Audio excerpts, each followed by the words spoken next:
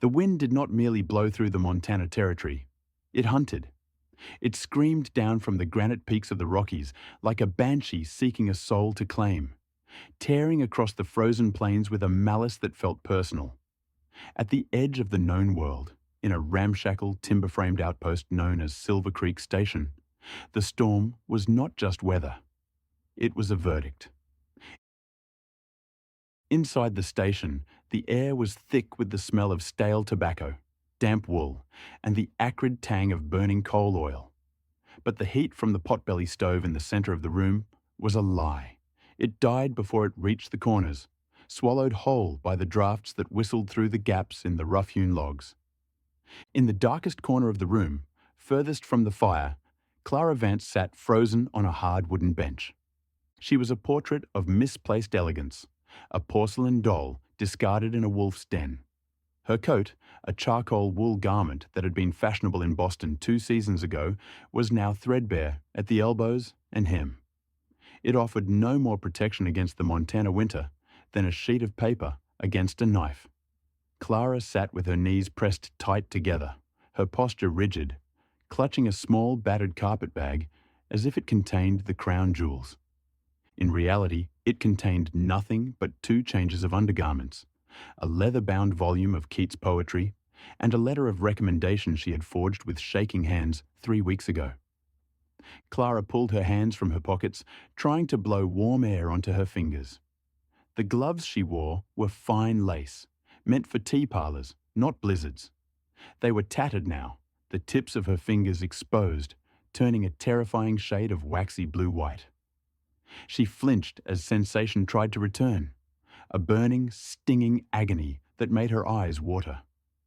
Just a little longer, she told herself, the thought fragile in her mind. The stagecoach to Helena must come. It has to. She closed her eyes, and for a cruel second, the smell of the damp station vanished. She was back in the library of the Winthrop Academy for Young Ladies in Boston. She could smell beeswax polish and old paper. She could see the fire roaring in the marble hearth, could feel the heavy velvet curtains shutting out the world. She could see him, Arthur, standing by the piano, smiling that charming, empty smile. Then the memory shattered.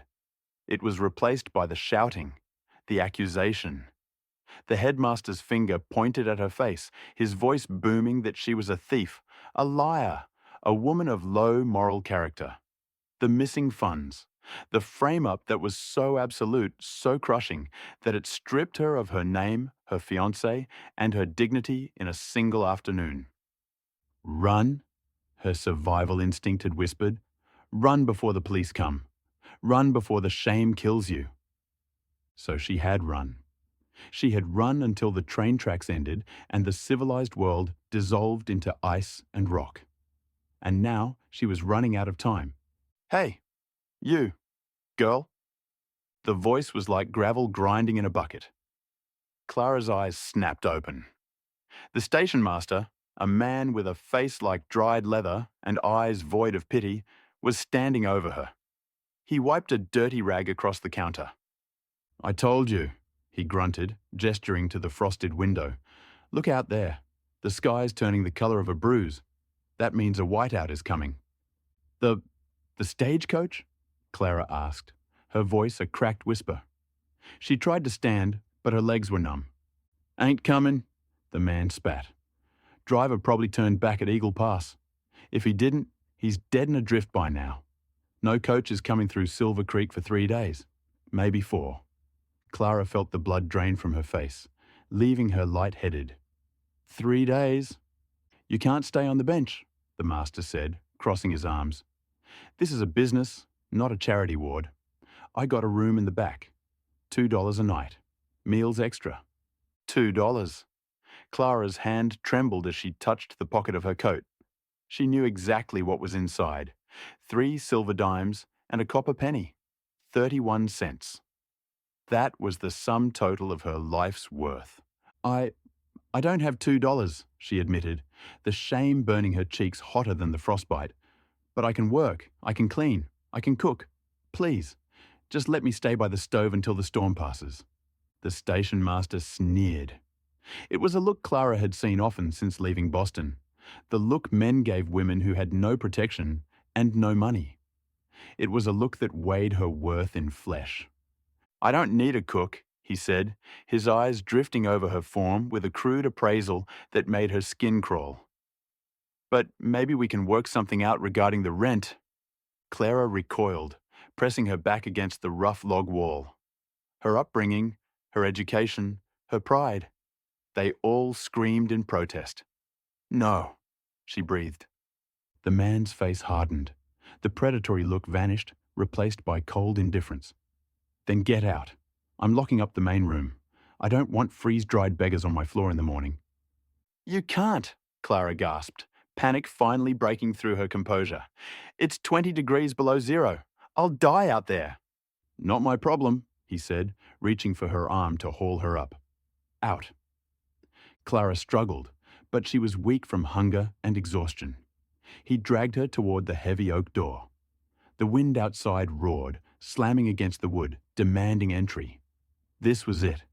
This was how Clara Vance, top of her class in literature, beloved daughter of a late doctor, was going to end. Not surrounded by family, but frozen into a statue in the nameless snow, an anonymous casualty of the American West. Arthur was right, she thought bitterly. I am nothing. She squeezed her eyes shut, bracing for the biting cold. BAM. The door didn't open for her.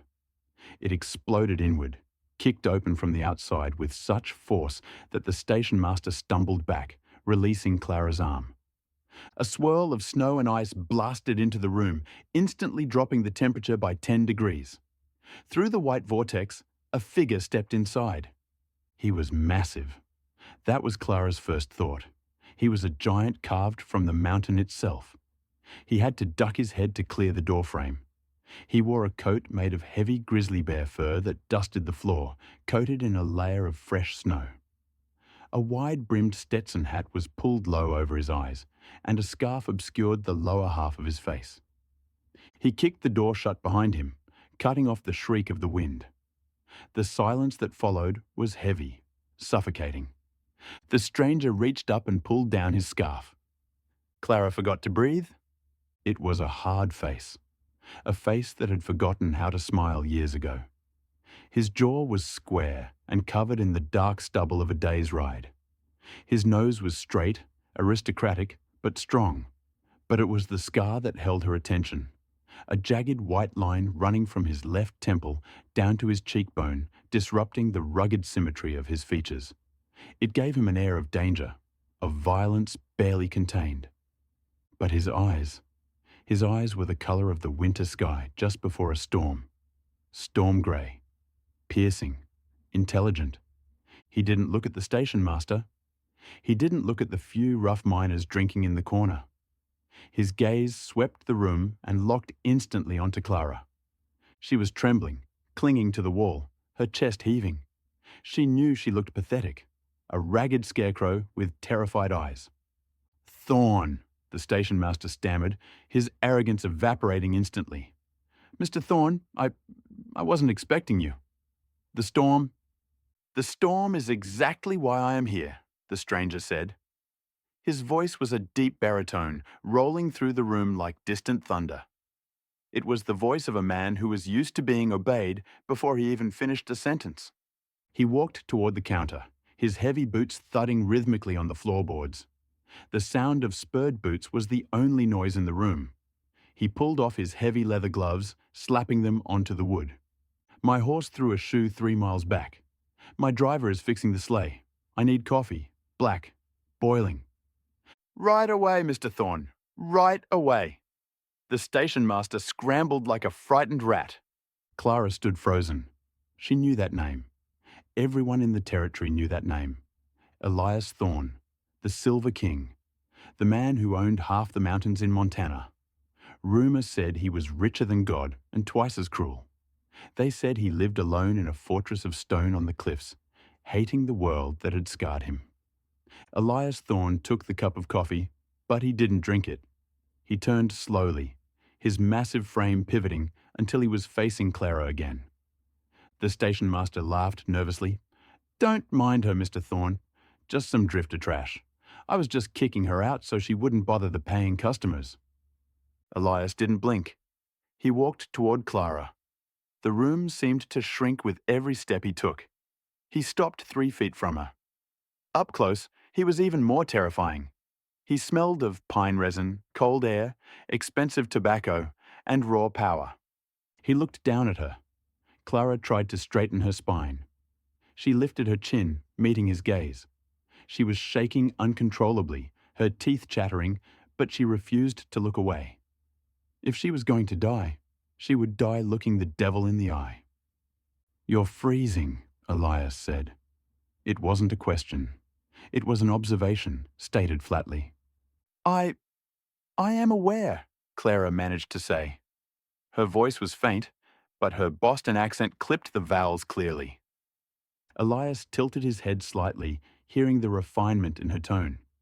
His eyes narrowed, scanning her, from the holes in her lace gloves to the spine of the book peeking out of her bag. "You are not from here," he said. "No," Clara replied, her breath hitching. "Where are you going?" "Anywhere," she whispered, the fight draining out of her. "Anywhere that isn't here." "There is nowhere else," Elias said, his voice dropping lower, almost intimate in its harshness. "The pass is closed. The temperature will drop to 30 below tonight. If you walk out that door, miss, your blood will turn to ice in less than 20 minutes. You will feel sleepy, you will lie down in the snow, and the wolves will find you before spring." Clara flinched. The brutality of his words was like a physical blow. "I have no choice," she said, tears finally spilling over her frozen lashes. "I have no money for the room. He is throwing me out." Elias turned his head slowly to look at the station master. The look was brief, but it was terrifying. It was the way a lion looks at a cockroach. "Is that so?" Elias asked softly. She can't pay, Mr. Thorne." The master defended himself, sweating despite the cold. "It's business." Elias reached into his coat. He pulled out a heavy leather pouch and tossed it onto the counter. It landed with the heavy clink of gold coins. "That buys the room," Elias said. "That buys the station. That buys your silence." He turned back to Clara. He loomed over her, blocking out the dim light, encompassing her world. "You are a teacher?" he asked, nodding at the book in her bag.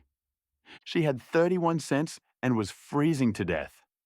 She never guessed that the hand reaching out to save her belonged to the most dangerous man in Montana. Clara blinked, confused by the sudden shift. I was, once." "Can you read? Can you write? Can you do arithmetic without counting on your fingers?" "I am educated, sir," Clara said, a spark of indignation flaring up in her chest. "I speak French and Latin. I play the pianoforte. I am not a dullard." For the first time, something shifted in Elias Thorne's face. It wasn't quite a smile, but the corner of his mouth twitched. The ice in his eyes cracked, revealing a flicker of curiosity. "A scholar," he mused, "starving in a shack in Silver Creek?" Suddenly, the door opened again. A man bundled in furs stuck his head in. "Mr. Thorne, the sleigh is fixed, but we have to move now. The drifts are getting high. If we wait another hour, we'll be trapped here for a week." Elias nodded. He looked back at Clara. He saw the desperation she was trying to hide. He saw the proud tilt of her chin even as her body failed her. He saw a mirror of his own isolation. "I have a proposition for you," Elias said abruptly. Clara stared at him. "Sir?" "My home, Stone Peak Manor, is 10 miles up the ridge. It is warm, there is food, there is a library that would make your Boston academies look like closets." He paused, pulling his leather gloves back on. "I have a niece, an orphan. She is 8 years old and wild as a coyote. She has frightened off 3 governesses in 6 months. She needs a teacher. I need someone who won't break when the wind howls." He extended a hand. It was huge, engulfed in leather. "Come with me. You will work for your keep. You will teach the girl. I will pay you. If you survive the winter, and if you wish to leave in the spring, I will buy your ticket to wherever you want to go." Clara looked at the hand. It was a lifeline thrown into the abyss, but it was also a risk.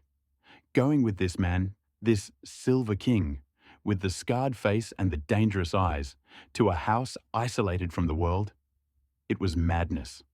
"And if I refuse?" Clara asked, her voice trembling. Elias looked toward the door, where the white storm was raging against the night. "Then you stay here," he said simply, "and I cannot promise the station master will let you sit by the fire once my gold is in his pocket." Clara looked at the station master, who was eyeing the gold pouch with greedy eyes. She looked at the door. Then she looked at Elias Thorne. Beneath the scar, beneath the rough exterior, she saw something. Not kindness, exactly, but honor. He was a monster, perhaps, but he was an honest monster. Clara swallowed hard. She gathered her tattered dignity around her like armor. "I accept the position, Mr. Thorne." Elias nodded once, decisive. "Good, button your coat. It's going to be a cold ride." He didn't wait for her. He turned and strode toward the door, pushing it open into the gale. Clara grabbed her bag. Her fingers were so numb she almost dropped it. She forced her legs to move. As she stepped past the station master, he spat on the floor, but he didn't dare speak. She stepped out into the night. The wind hit her like a physical hammer, stealing the breath from her lungs. The cold was absolute, a void that threatened to swallow her whole. There, in the swirling snow, waited a sleigh. It was sleek and black, pulled by 4 massive black horses that snorted steam into the air. Elias was already there. He didn't just wait. He reached down. He grabbed Clara by the waist, his grip firm and incredibly strong, and lifted her effortlessly into the sleigh as if she weighed no more than a bird. He climbed in beside her and immediately grabbed a heavy fur blanket, buffalo hide, thick and warm. He threw it over her, tucking it in tight around her shoulders, covering her up to her chin. "Stay under the furs," he ordered, his voice fighting the wind. "Don't look at the drop-offs, and don't fall asleep." "Mr. Thorne," Clara said, her teeth chattering violently as the warmth of the fur began to seep through her thin coat. "Thank you." Elias didn't look at her. He snapped the reins, and the horses lunged forward. "Don't thank me yet, Miss Vance," he shouted over the roar of the blizzard. "You haven't seen the manor, and you haven't met the girl. You might find that the storm was the easier choice." The sleigh lurched forward, carving a path through the deep snow. Clara looked back one last time. The lights of the station faded into the white darkness, disappearing like a dying star. She was leaving the world of men and entering the world of the Silver King. Ahead of them, the mountains loomed like black giants against the stormy sky, and the road to Stone Peak Manor wound upward, into the heart of the winter. The journey up the mountain was a blur of terrified exhaustion. The sleigh didn't just climb. It seemed to defy gravity, hauling them up a switchback road carved precariously into the side of the cliff. To Clara's left was a wall of solid rock. To her right, nothing but a swirling white abyss that dropped thousands of feet into the valley below. Elias Thorne did not speak. He drove the horses with a calm, terrifying competence. His hands, gloved in leather, held the reins not with force, but with a steady assurance that communicated directly to the beasts. He was a man who controlled his environment, even when the environment was trying to kill them. Just as Clara felt her consciousness slipping away, surrendering to the hypnotic rhythm of the wind, the horses slowed. "We are here," Elias announced. His voice was the only thing that cut through the gale. Clara lifted her head from the heavy buffalo robes. Through the veil of snow, she saw it.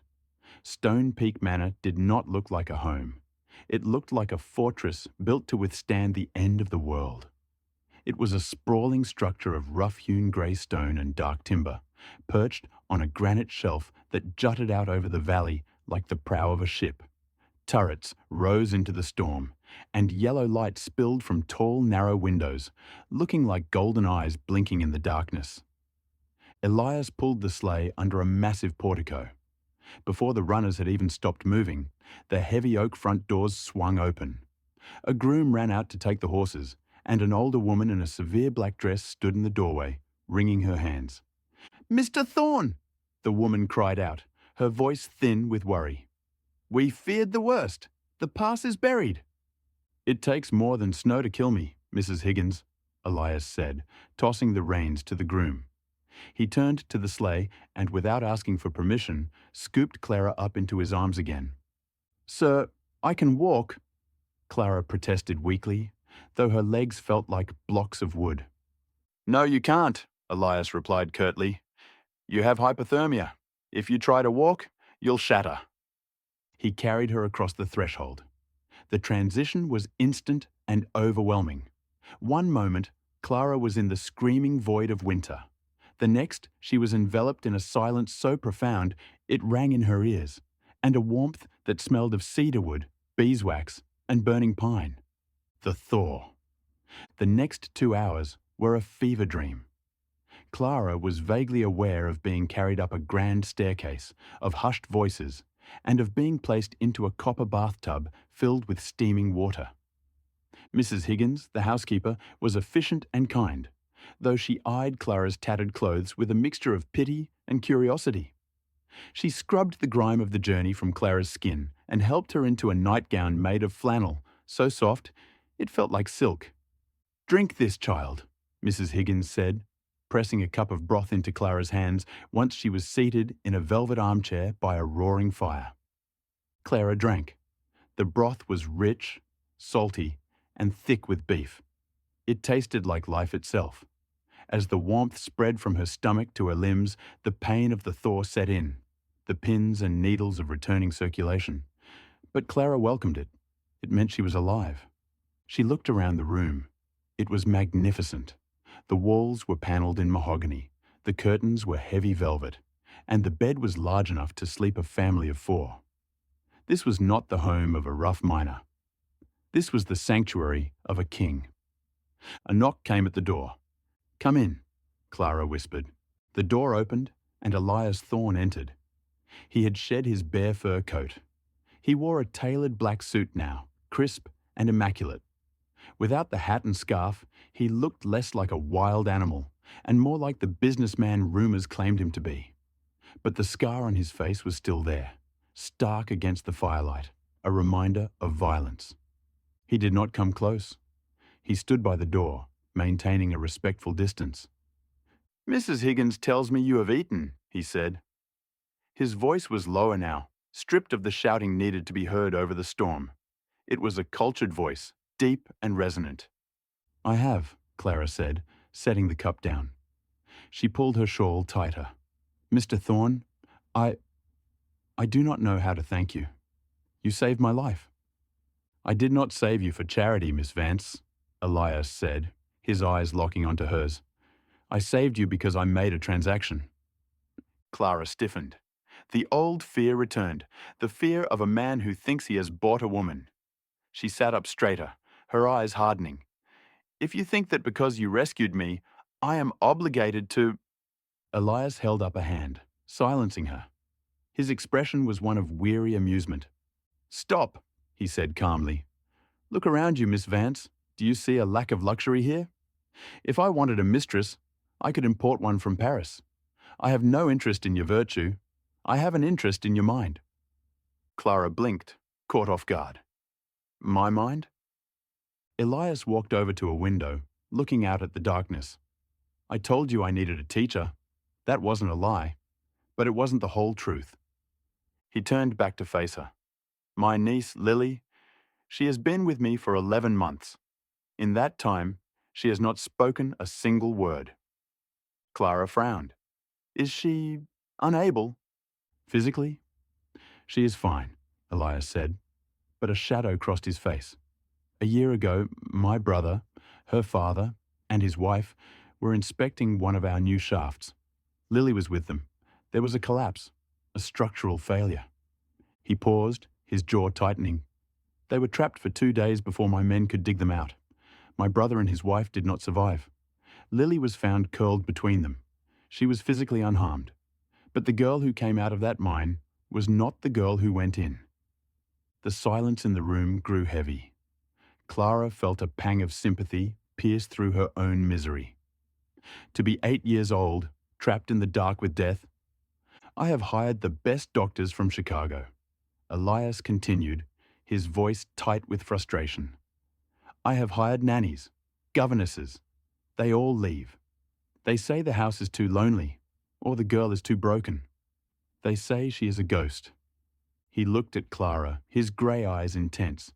You, Miss Vance, know what it is to be broken. I saw it in the station.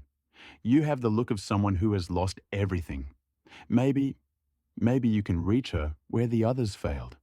The deal. Elias stepped closer, his business persona taking over. Here is the offer. You will be Lily's governess. Your primary goal is not geography or Latin. It is to bring her back to the world, to get her to speak. And if I can't? Clara asked softly. You have until the snow melts in the spring. If she is still silent, I will accept that you have failed, and I will pay for your passage to San Francisco, or wherever you wish to run to next. And if I succeed? If you succeed, Elias said, I will pay you 3 times the annual salary of a Boston headmistress, and you will have a permanent place in this house, under my protection, for as long as you wish. Clara's breath caught. 3 times a Boston salary? That was independence. That was freedom. That was a life where she never had to depend on a fiancé or fear a headmaster again. But it required staying here, in this stone castle, with this scarred, intense man. Why me? Clara asked. You don't know me. I could be a criminal. I could be a thief. Elias looked at her hands, the hands that had held a book of poetry while freezing to death. A thief would have sold the book, he said simply, and a criminal would have lied about her skills to the station master to get a free room. You chose to freeze rather than debase yourself. That tells me all I need to know about your character. Clara looked down at her hands. He saw her. In a way Arthur never had, this stranger saw her. I accept, she whispered. Good, Elias said. Rest now. You start tomorrow. Mrs. Higgins will bring you breakfast. I spend my days in the study or at the mines. You will have the run of the house. Just do not expect me to be involved in the lessons. I am not a father. I am barely an uncle. With that, he turned and left, closing the heavy door with a soft click. The silent fortress. That night, Clara lay in the massive feather bed, listening to the wind howl against the stone walls. It sounded angry that it had lost its prey. She got up once, creeping to the door to check the lock. It was a habit from the last 6 months of running, locking doors against landlords, against drunks, against the world. She turned the heavy iron key, but then she paused. Elias Thorne had carried her up the stairs. He had every opportunity to take advantage of her helplessness. Instead, he had given her soup, offered her a job, and left her alone. He was cold, yes. He was intimidating. But he was treating her with a professional respect she hadn't felt in years. She thought of the little girl, Lily, a child silent in a house of stone, a mirror of Clara's own internal silence. We are both trapped in the winter, Clara thought as she drifted off to sleep. Maybe we can help each other find the spring. Down the hall, in the West Wing, Elias Thorne sat in his library. A glass of amber whiskey sat untouched on the desk next to a stack of mining reports. He wasn't looking at the papers. He was looking at the fire, his hand absently touching the scar on his cheek. He had brought a stranger into his sanctuary. It was a risk. But when he had looked into Clara Vance's eyes at the station, he hadn't just seen a victim. He had seen steel wrapped in silk. Don't make me regret this, Miss Vance, he murmured to the empty room. Outside, the storm raged on, burying the world in white, sealing Stone Peak Manor off from the rest of civilization. The game had begun. Time at Stone Peak Manor did not move by the ticking of the grandfather clock in the hall. It moved by the rhythm of the falling snow. The first 2 weeks were a battle of attrition. Lily, the 8-year-old heiress to the Thorne fortune, was a ghost in her own home. She was a pale, fragile thing with large, haunted eyes that seemed to look right through Clara. She moved silently through the corridors, avoiding eye contact, shrinking away from touch as if she expected the walls to collapse on her again at any moment. Clara Vance, however, knew something about being trapped. She recognized the silence not as stubbornness, but as a shield. So Clara threw away the lesson plans. "We will not conjugate verbs today," Clara announced one morning, finding Lily staring blankly out the library window. Lily didn't blink. She didn't turn. Clara walked over, not to the girl, but to the window. She stood side by side with the child, looking out at the endless white expanse of the valley. "Look at that one," Clara whispered, pointing to a large flake drifting against the glass. "And that one. My father used to tell me that snowflakes are like secrets. No two are ever the same, and if you catch them, they vanish. The only way to keep them is to remember them." For the first time, Lily's head tilted. Just a fraction. "I bet," Clara continued softly, "that the snow in Boston doesn't look like this. In Boston, the snow turns grey with soot before it hits the ground. But here it is diamonds." She didn't force the girl to speak. She simply filled the silence with gentle observations, weaving stories of bustling cities, of oceans that smelled of salt and adventure, of libraries with ladders on wheels. She read Keats aloud, her voice a soothing melody against the howling wind outside. Day by day, the invisible wall began to crack. A lingering look here, a small nod there. Clara was patient. She watered the frozen garden of the child's soul, waiting for the first sign of life. The melody of awakening. It happened on a Tuesday, late in January. The storm had broken for a few hours, leaving the sky a brilliant, piercing blue. Clara found the grand piano in the unused ballroom. It was covered in a white sheet, like a corpse in a morgue. "Help me, Lily?" Clara asked, grabbing one corner of the sheet. Lily hesitated, then reached out a small, pale hand. Together they pulled. Dust motes danced in the shaft of sunlight as the sheet slid away, revealing the polished mahogany of a Steinway. Clara sat down. The bench was cold. She flexed her stiff fingers, fingers that had almost been lost to the frost weeks ago, and touched the keys. She didn't play a complex sonata. She played a simple, cheerful folk tune she had learned as a child. The sound rang out through the empty, cavernous house, bright, sharp, and undeniably alive. It chased the shadows into the corners. Clara felt a presence at her elbow. Lily was standing there, mesmerized. "Sit," Clara said, shifting over. Lily climbed onto the bench. Clara took the child's index finger and pressed it to a key. Middle C. A clear, resonant tone. "That is the heart of the piano," Clara said. "Now, press this one." They played a duet, Clara providing the melody, Lily striking single notes at Clara's nod. It was disjointed and simple, but to the silent house, it was a symphony. Suddenly, Clara tickled the keys in a playful run, accidentally bumping Lily's shoulder. And then the miracle happened. A sound, rusty from disuse but unmistakably pure, bubbled up from the little girl's throat. A giggle. Then a full, bright laugh. Lily threw her head back, her eyes crinkling at the corners, the ghost vanishing to reveal the child beneath. Clara laughed with her, tears pricking her eyes. "What is this?" The voice from the doorway was low, but it stopped the music instantly. Clara spun around. Elias Thorne stood there. He was still in his riding clothes, smelling of cold air and leather, snow melting on his broad shoulders. He looked stunned. His eyes were wide, fixed not on Clara, but on his niece. He hadn't heard Lily laugh in a year. Lily froze for a second, seeing her imposing uncle, but the joy was too fresh to be contained. She looked at Elias, pointed at the piano keys, and whispered, her voice raspy but audible. "Music, Uncle. We made music." Elias staggered slightly, as if he had been struck. His hand went to the doorframe to steady himself. The mighty Silver King, who could stare down a bear or a Union strike without blinking, looked as if he might weep. He walked slowly toward the piano. He looked at Lily, then he looked at Clara. The gratitude in his storm-grey eyes was so intense, so raw, that Clara felt her breath catch in her throat. "Music," Elias repeated, his voice thick with emotion. He reached out and awkwardly patted Lily's hair, his hand trembling slightly.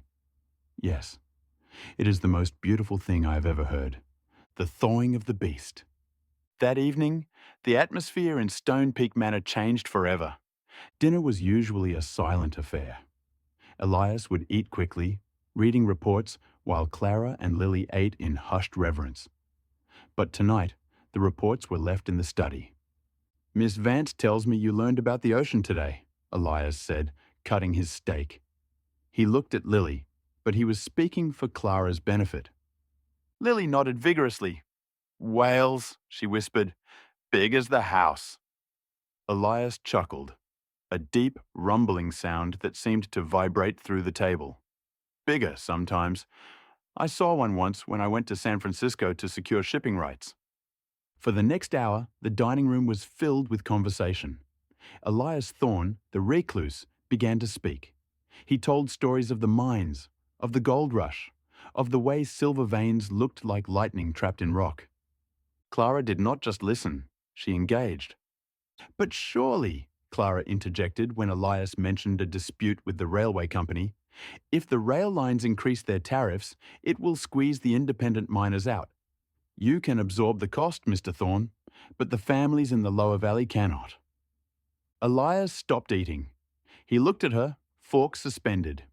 Most women he met, the few who dared speak to him, talked of fashion or gossip. None dared to question his business. "You have an opinion on logistics, Miss Vance?" "I have an opinion on fairness," Clara replied, holding his gaze. "My father treated the poor in Boston. I know that when the cost of coal goes up, the children stop wearing coats." Elias slowly lowered his fork. A slow, appreciative smile spread across his face, a genuine smile that softened the jagged line of his scar. "You are dangerous, Clara Vance," he murmured. "You have a bleeding heart, but a sharp mind. You are right. The tariffs are predatory. That is why I am building my own road." From that night on, the dynamic shifted. Elias began finding excuses to seek her out. He would ask for her help in the library to organize his ledgers, but they would end up debating the philosophy of Rousseau or the poetry of Byron until the candles burned low. He discovered that beneath her gentle exterior, Clara possessed a razor-sharp intellect. She could balance his accounts, correct his grammar, and challenge his cynical view of the world. He stopped seeing her as an employee. He started seeing her as an equal. The ride to the mines. In mid-February, on a crisp, clear morning, Elias found Clara in the kitchen, helping Mrs. Higgins knead dough. "Get your coat," he ordered, though his tone was softer than usual. "I am going to inspect the North Ridge shaft. The air is clear. You should see the territory you are living in." "Is that an order, sir?" Clara teased, wiping flour from her hands. "It is a request," Elias corrected himself, his eyes twinkling. I find the drive tedious without conversation." The ride was breathtaking. The world was a sculpture of ice and light. Tucked under the heavy furs in the sleigh, sitting shoulder to shoulder with Elias, Clara felt a warmth that had nothing to do with the blankets. They stopped at a high ridge overlooking the entire Silver Creek Valley. The wind was biting, but the view was majestic. "It's harsh," Elias said, looking out over his kingdom. "It kills the weak. But it is honest. The city hides its cruelty behind smiles and contracts. Here, the mountain tells you exactly what it intends to do." Clara looked at his profile. The strong jaw, the scar that marked him as a survivor. She realized she was no longer afraid of him. In fact, the proximity of his large, warm body made her heart race in a way that had nothing to do with fear. "It is beautiful," Clara admitted. "Terrifying, but beautiful." Elias turned to her. He reached out, his gloved hand brushing a stray lock of hair from her cheek. The gesture was shockingly intimate. "It is only beautiful because you are looking at it," he said. The words hung in the cold air, heavier than the snow. Clara blushed, turning her face away, but she didn't pull back. The fireside truth. A week later, a blizzard trapped them inside again. The wind howled with renewed fury, but inside the library, the fire roared. Lily had gone to bed. Elias and Clara sat in the two wingback chairs, a bottle of wine between them. The silence was comfortable now, companionable. Elias stared into the flames, swirling his glass. "You never talk about him," he said suddenly. Clara looked up from her book. "Who?" "The man you were running from, or the life. You mentioned a fiancé once in passing." Clara stiffened. The ghost of Boston entered the room. "There is nothing to tell. It is a common story." "Tell me anyway," Elias pressed. "I have told you about the mine collapse. I have told you about the scar." He had, in a quiet moment 3 days prior, explained it was from a pickaxe accident saving a worker. "I want to know what sent a woman like you into the jaws of winter with 30 cents in her pocket." Clara closed her book. She took a deep breath. She looked at this man, this Silver King, who terrified the territory, and realized she trusted him more than she had ever trusted the polite society of Boston. "I was accused," she began, her voice steady, "of stealing funds from the academy where I taught. It was the headmaster. He had gambling debts. He needed a scapegoat." Elias's hand tightened around his glass. "And no one stood for you?" "I was an orphan, a woman. He was a pillar of the community," Clara said bitterly. "My fiancé, Arthur, he said he couldn't risk his reputation for a scandal. He asked for the ring back before the police were even called, so I ran. I knew I wouldn't survive a prison cell." She looked down at her hands. "That is the world, Elias. The strong take what they want, and the weak are ground into dust. People believe power, not truth." Silence stretched between them. The fire crackled. Then Elias stood up. He moved with a predator's grace, crossing the rug to kneel beside her chair. He was so big, so imposing, yet he knelt at her feet. He took her hands in his. His palms were rough, calloused, and incredibly warm. "Look at me, Clara," he commanded. She lifted her eyes. The grey storm in his gaze was fierce, but it wasn't directed at her. It was a protective fury. "That may be the way of the world out there," Elias growled low in his throat. "But you are not out there anymore. You are at Stone Peak. You are in my valley." He squeezed her hands. "Here, I am the law. I am the judge. And I do not care about rumors or headmasters or lawyers from Boston. I believe what I see. I see a woman of honor. I see a woman who brought my dead niece back to life. I see a woman who has more courage in her little finger than that coward Arthur had in his entire body." Clara felt a tear slip down her cheek. "Elias."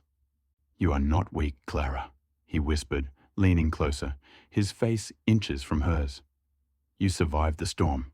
You tamed the beast." He didn't kiss her. Not yet.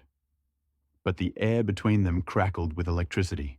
He brought her hand to his lips and pressed a rough, lingering kiss to her knuckles.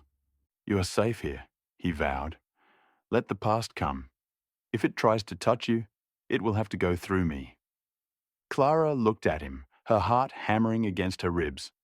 For the first time since leaving Boston, the cold spot in the center of her chest vanished.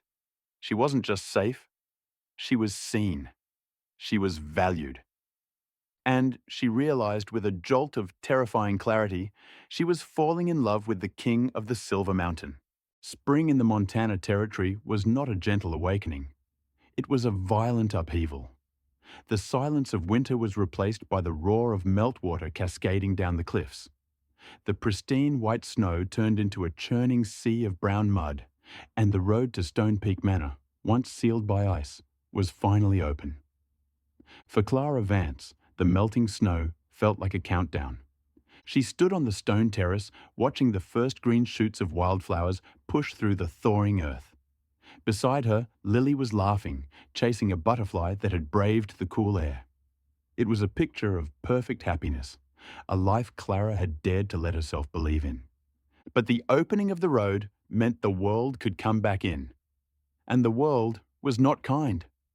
It started with the sound of wheels, not the smooth glide of sleigh runners, but the harsh, grinding crunch of iron-rimmed carriage wheels on gravel. Clara froze.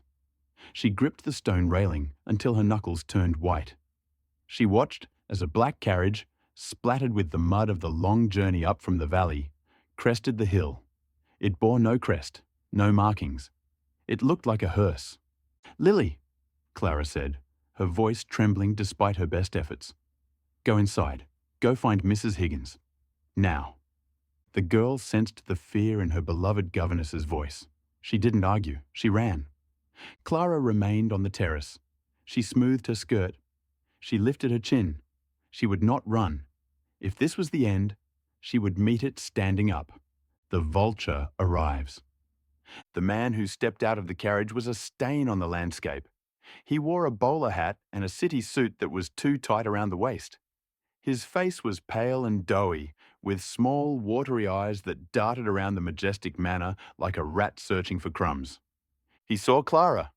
A slow, oily smile spread across his face. "Miss Vance," he called out, his voice nasal and grating. Or should I say, the fugitive formerly known as Miss Vance. Clara felt the blood drain from her face, leaving her cold even in the spring sun. "Who are you?" "Grimsby," the man said, tipping his hat with mock politeness. "Private investigator, retained by Headmaster Sterling of the Winthrop Academy. You led me on quite a chase, my dear. Who knew a delicate flower could survive in this wilderness?" He walked up the steps, pulling a folded paper from his breast pocket. He slapped it against his palm. "Warrant for arrest," Grimsby announced, savouring every syllable. "Grand larceny. Flight from justice. The local sheriff down in Silver Creek has already stamped it. I'm here to take you back to Boston in chains." Clara closed her eyes. It was over. The dream of Stone Peak, the warmth of the fire, the grey eyes of Elias Thorne. It was all over. "I did not steal that money," Clara said quietly. "Doesn't matter what you did," Grimsby sneered, stepping closer, invading her personal space. "Matters what the judge says. And with Sterling's testimony, you'll be rotting in a cell for 20 years. He reached out, his hand grasping for her arm. "Come along quietly, and maybe I won't cuff you until we reach the train." "Take your hand off her." The voice didn't come from the house. It came from the stables. It was low, calm, and terrifyingly dark. Grimsby froze. He turned around. Elias Thorne was walking toward them. He had been grooming his stallion. He was in his shirt sleeves, his forearms exposed, revealing corded muscle. He held a pitchfork in one hand, though he held it casually, like a walking stick. But it was his face that stopped Grimsby's heart. The Silver King looked like a thunderstorm about to break. The scar on his cheek was livid. "Mr. Thorne, I presume?" Grimsby stammered, trying to regain his composure. "I am acting on the authority of the Commonwealth of Massachusetts. I have a warrant." "I don't care if you have a letter from the President," Elias said, stopping at the bottom of the steps. He looked at Grimsby with pure disgust. "You are trespassing." "I am retrieving a criminal," Grimsby barked, puffing out his chest. "This woman stole $5,000 from a charity fund. She is a thief and a liar. I'm taking her." Clara stepped forward, tears stinging her eyes. She couldn't let Elias be dragged into this. She couldn't let his reputation be tarnished by harbouring a convict. "Elias," she whispered, her voice breaking. "Please, just let me go. I don't want to bring trouble to this house. You've done enough." Elias looked at her. For a second, his eyes softened, communicating a silent message. "Trust me." Then he turned back to the detective. He leaned the pitchfork against the wall and wiped his hands on a rag. "Come inside, Mr. Grimsby," Elias said coldly. If we are going to discuss legalities, let us do it in my study. I prefer not to conduct business in the mud. The lion's den. The study was dim and smelled of leather and tobacco. Grimsby sat in a chair, looking smug. Clara stood by the window, hugging herself, waiting for the handcuffs to click. Elias walked behind his massive oak desk. He didn't sit. He opened a drawer and pulled out a thick manila folder. He threw it onto the desk. It landed with a heavy, ominous thud. "What is this?" Grimsby asked, eyeing the folder. "That," Elias said, leaning forward, his knuckles resting on the wood, "is the result of my own investigation." Clara looked up, startled. "Your investigation?" Elias kept his eyes on the detective. "Did you think, Mr. Grimsby, that I would let a stranger live in my house, teach my niece, and share my table without knowing exactly who she was?" He tapped the folder. "I sent 3 telegrams to the Pinkerton Detective Agency in Boston the week Miss Vance arrived. I had them look into Headmaster Sterling." Grimsby shifted in his chair. "Sterling is a respected pillar of the community." "Sterling is a degenerate gambler," Elias cut in, his voice like a whip crack. "He frequents the Crimson Club on High Street. As of last month, he owed $12,000 to the O'Malley crime syndicate. Curiously, exactly the amount missing from the school funds, plus interest." The colour drained from Grimsby's face. That is speculation." "It is documentation," Elias corrected. "I have sworn affidavits from the bookies. I have the ledger pages. And most importantly," Elias pulled a single piece of paper from the file, "I have his debt." Grimsby blinked. "What?" "I bought his debt," Elias said, a cruel, satisfied smile playing on his lips. "I paid off the O'Malleys. Headmaster Sterling now owes me $12,000, and I am not a patient creditor." Elias walked around the desk. He loomed over the small detective. "So, here is how this ends. You are going to take your warrant and you are going to burn it. Then you are going to go back to Boston and tell Sterling that if he ever mentions Miss Vance's name again, if he ever breathes a word of this fabrication, I will call in his debt. I will bankrupt him. I will take his school, his house, and the clothes off his back. I will leave him destitute in the gutter." Grimsby was shaking now. He realized he wasn't dealing with a backwoods rancher. He was dealing with a shark. I can't just drop a case," Grimsby squeaked. "You can," Elias said, his voice dropping to a dangerous whisper. "Because if you don't, I will have my men investigate you, Mr. Grimsby. And something tells me a man who chases defenseless women for money has skeletons in his own closet." Elias pointed to the door. "You have 5 minutes to get off my land. If you are still here in 6, I will release the hounds. And they haven't been fed today." Grimsby didn't wait. He grabbed his hat. He didn't look at Clara. He scrambled out of the study, tripping over his own feet. Minutes later, the sound of the carriage retreating down the driveway at a frantic pace echoed through the house. The breaking point! Silence returned to the library. Clara stood frozen by the window. Her brain couldn't process the sudden shift. She was free. The monster that had been chasing her for 6 months was gone. Elias sighed, a long exhale of tension, and leaned against his desk. "Clara?" he asked softly. That one word shattered her. Clara covered her face with her hands and burst into tears. Not the polite, stifled crying of a lady, but deep, racking sobs of relief and exhaustion. Her legs gave way, and she sank toward the floor. Elias was there in an instant. He caught her before she hit the carpet. He pulled her up, wrapping his massive arms around her, crushing her against his chest. "I've got you," he murmured into her hair. "I've got you. He's gone. You're safe." Clara clung to his lapels, burying her face in his shirt. "You knew," she sobbed. "You knew the whole time." "I suspected," Elias said, stroking her back. "The evidence only came yesterday. I was waiting for the right moment to tell you. I never expected the rat to show up here." "You bought his debt," she choked out. That must have cost a fortune. Elias pulled back slightly, forcing her to look at him. His thumbs wiped the tears from her cheeks. Money is just paper, Clara. I would have paid 10 times that amount. I would have burned every mine I owned before I let him take you. Clara looked into his eyes, those storm-grey eyes that were now filled with a fierce, burning tenderness. She realized then that he hadn't just saved her from prison. He had saved her because he couldn't bear to lose her. Moonlight and granite. That night, sleep was impossible. Clara wandered out onto the stone balcony that overlooked the valley. The moon was full, bathing the rugged peaks in liquid silver. The air was cool, smelling of wet earth and pine, the scent of survival. She heard the heavy tread of boots behind her. She didn't turn.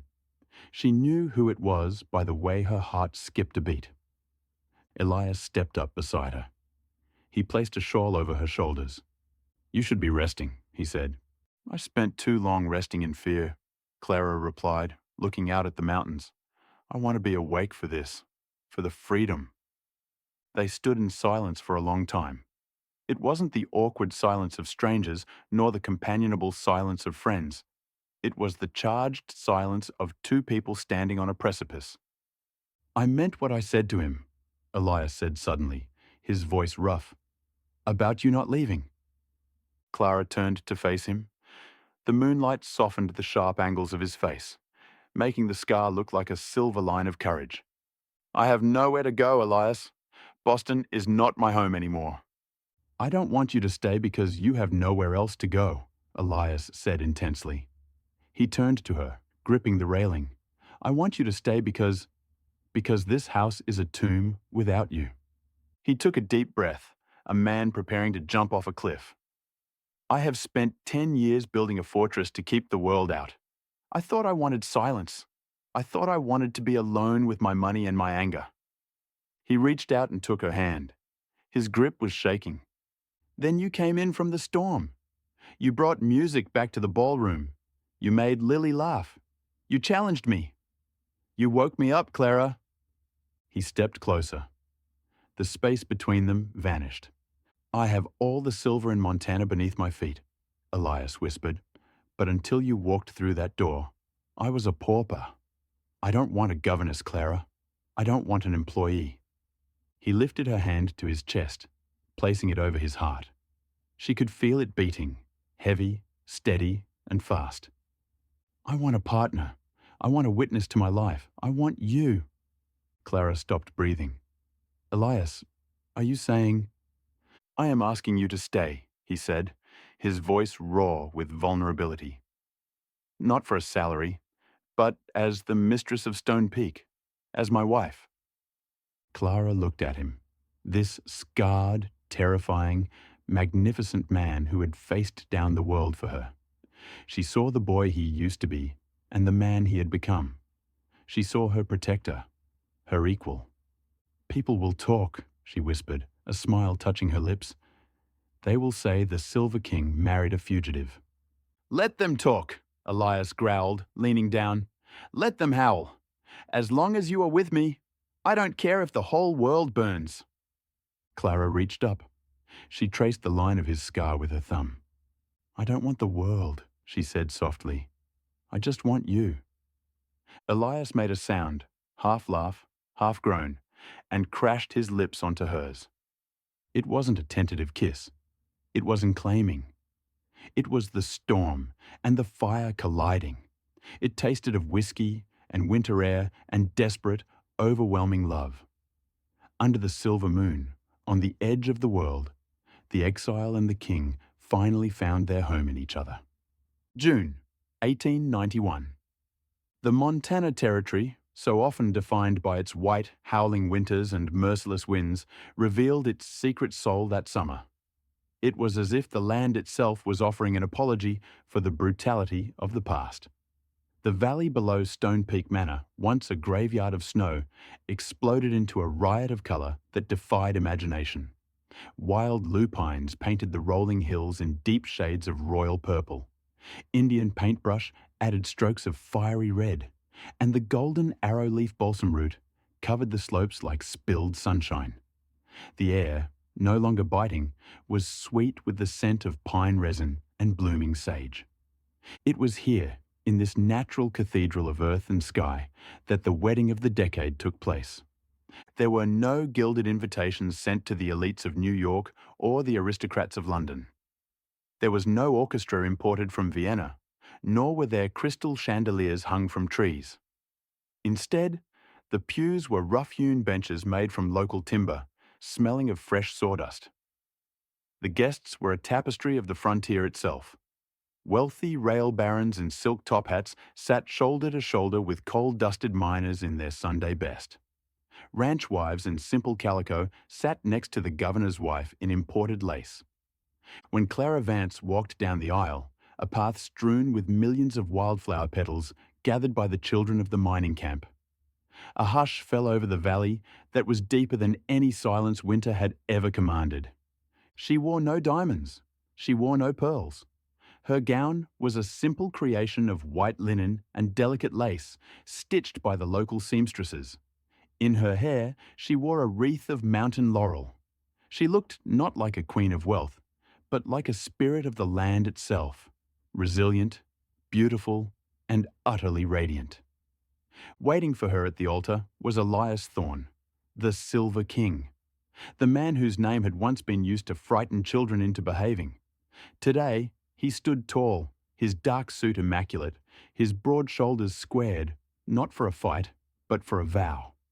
The scar on his cheek, once a jagged line of bitterness that warned the world away, now seemed merely a mark of a battle won.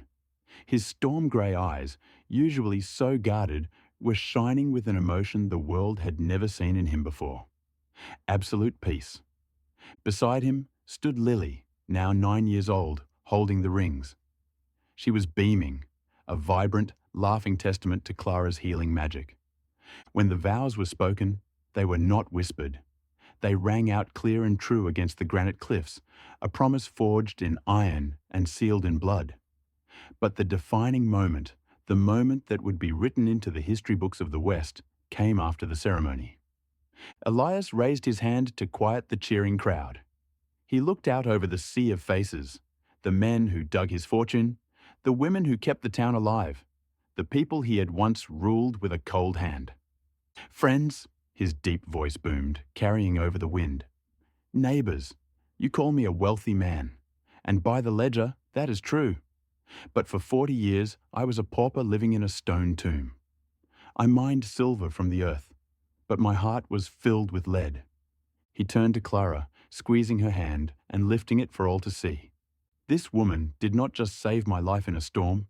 She saved my soul. She taught me that wealth is not what you hoard in a vault, but what you give away. Elias pointed to a large, flat plot of land near the river, where the foundation stones of a massive structure had already been laid. We will not be accepting gifts today. Instead, Clara and I are giving a gift to you. On that ground, we will build the Vance Thorne Academy. It will house a school for all ages, a conservatory for music, and the largest library west of the Mississippi River. It will be free for every child of every miner, every farmer, every drifter who calls this valley home. No child here will ever again be trapped by ignorance or poverty. For a heartbeat, there was silence. Then a roar of applause erupted that shook the birds from the trees. Old miners wept openly into their handkerchiefs. Mothers held their children tight, looking at the foundation stones with eyes full of hope. In that moment, the fear that had always surrounded the name Thorne evaporated, replaced by something far more enduring: gratitude. Chapter 2. The Lady of Light. The wedding was the end of the courtship, but it was only the beginning of the legend. Clara did not retreat into the gilded cage of Stone Peak Manor. She did not become a silent ornament on the arm of a tycoon, sipping tea and embroidery. Instead, she became the heartbeat of the empire. Every morning, regardless of the weather, the carriage would descend from the manor. Clara would walk the town of Silver Creek, her boots muddy, her notebook in hand. She wasn't just the owner's wife. She was his conscience, his partner, and his moral compass. One evening, deep in the winter of 1893, a heated debate echoed from the study of the manor. "It is unacceptable, Elias," Clara said firmly, slamming a medical report onto his mahogany desk. "The ventilation in shaft number 4 is archaic. The men are coughing up black dust. The timber supports are rotting. We are replacing the entire system with steel beams and electric fans." Elias rubbed his temples, looking at the cost projection. "Clara, do you have any idea what that will cost? It will consume the profits of the entire quarter. $50,000. And a human life is priceless," she countered, leaning over the desk, her eyes blazing. "You told me you wanted to build a legacy, Elias. Do you want your legacy to be silver bars, or the fathers who come home to their children at night?" Elias looked at her. He looked at the fire in her eyes, the same fire that had warmed him when he was frozen. He smiled, a slow, yielding smile. "You are a hard woman, Mrs. Thorne," he murmured, reaching for his pen. "I learned from the best," she replied softly. He signed the order. Under their joint reign, Silver Creek underwent a metamorphosis. The shanty town of tents and shacks was replaced by sturdy timber houses with glass windows and insulated roofs. The muddy streets were paved with cobblestones.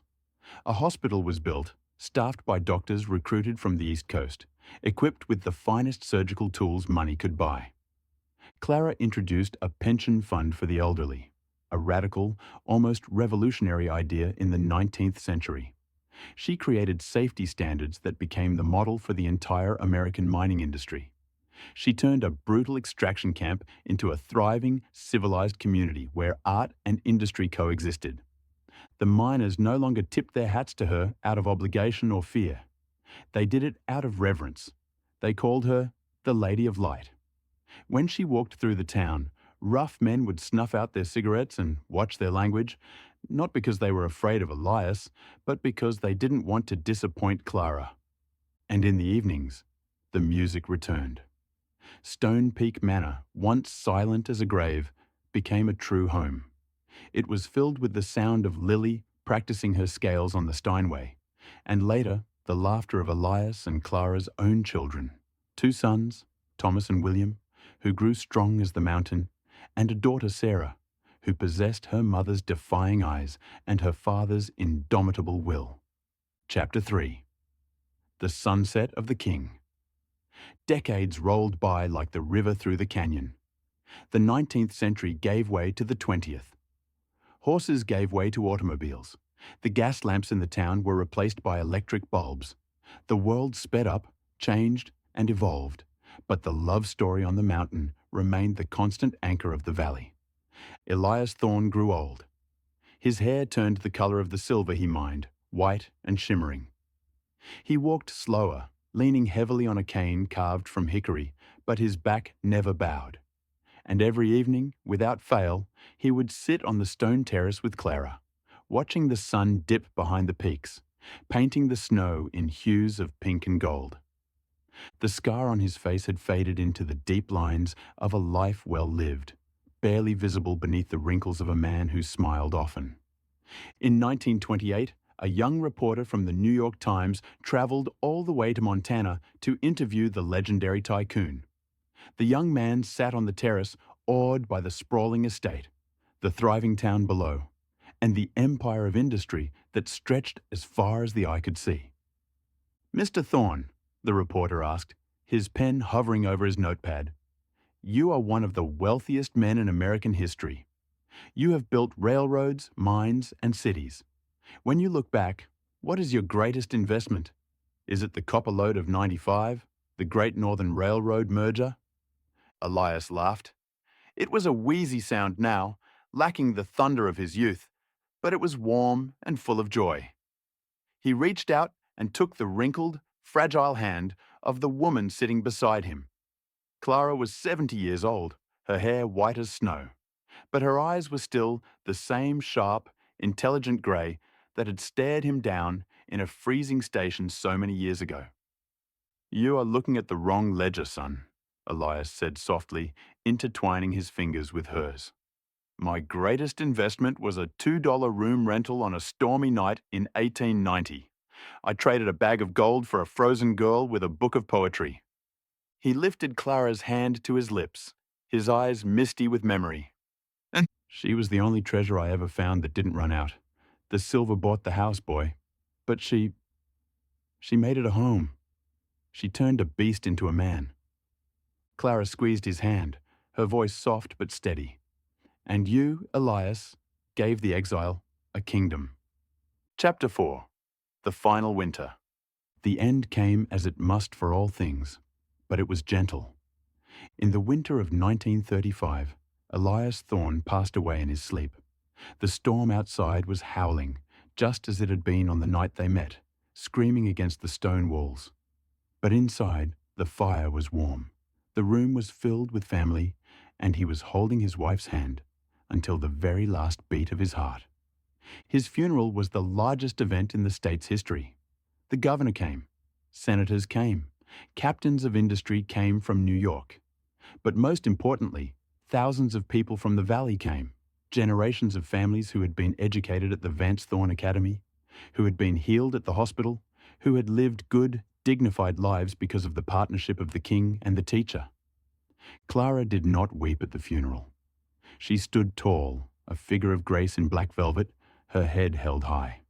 She had been the steel in his spine for 45 years. She would not break now. She watched the coffin lower into the earth of the valley he loved, and she whispered a promise to him that only the wind heard. But without him, the melody of the house faded. The piano went silent. The library seemed too large, too empty. Clara spent her days sitting by the window, watching the snow fall, a small, knowing smile on her lips, as if she were listening to a conversation no one else could hear. "He is waiting with the sleigh," she told Lily one evening, 3 months after Elias had passed. "He hates waiting in the cold. He gets impatient."